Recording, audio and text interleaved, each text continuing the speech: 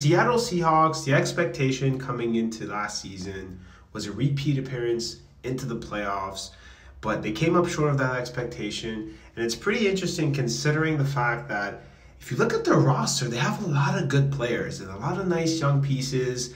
You look at their wide receiving core, you look at their secondary, they've got some nice young players. They probably have the best receiving trio in the NFL with the exception of the Houston Texans, because you got DK Metcalf, you got Tyler Lockett, and you have Jackson Smith and Jigba. And you've got Noah Fant at the tight end position. You've got Kenneth Walker. So they have a lot of speed and athleticism at the skill position players. Now, the problem for the Seahawks is two things for me. Their interior offensive line is not the best. Their tackles are good, but the interior offensive line is a little bit of an issue. Now, they brought in Laken Tomlinson, formerly of the San Francisco 49ers and the New York Jets. Now, he's starting to get up there a little bit in age, but he's somebody that I believe can be a good veteran addition to a young offensive line. Now, as far as the defensive side of the ball is concerned, we all know, even though Pete Carroll's not the head coach anymore, he's still a part of the front office.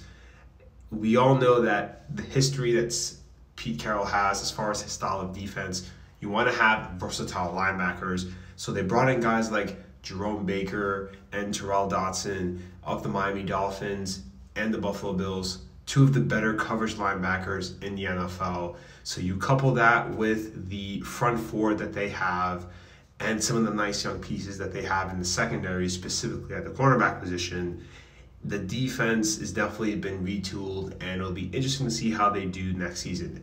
Now, I think that ultimately for the Seahawks, how they do next season is going to come down to the performance that they get from Geno Smith. Now, Geno Smith actually graded out pretty well by PFF. He was the 14th ranked quarterback last season, but it seems to me that the Seahawks aren't fully sold on him. I know that they gave him a contract extension recently this last season, but they traded for Washington Commanders quarterback Sam Howell.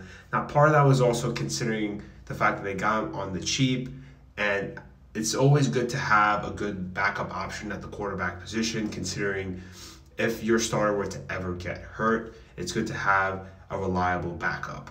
Now, I think part of it is also, though, the Seahawks believe that Geno Smith is a solid quarterback, but he isn't that guy that can take the team over to the top and get the Seahawks back to the Super Bowl. Now, I want to hear from football fans in the comment section down below, specifically Seahawks fans. What are your thoughts on the moves that the Seahawks made in free agency? And do you think that they did enough to potentially win the NFC West this upcoming season?